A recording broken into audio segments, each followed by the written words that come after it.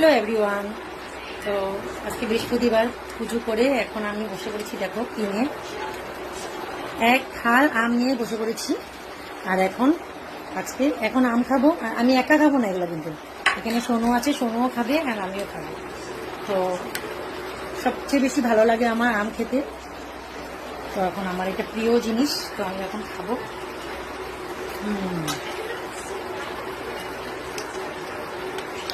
তো কার কার আম খেতে ভালো লাগে কমেন্ট করবে। তা আমার তো অনেক ভালো লাগে। আর এই আমের সিজনে আমি মানে খালি আমই খাই, রোজ আম খাই। ভাত খাওয়ার আগে, ভাত খাওয়ার পরে মানে আমার আম লাগবে। তো সোনু এখানে বসে আছে, এখন সোনু খাবে। আমি একা একা খাবো না, তোমরা আবার ভেবো না যে আমি একা একাই খাবো সব, কেননা আমি রোজ আমাকে জন্য অনেক ভালো লাগে।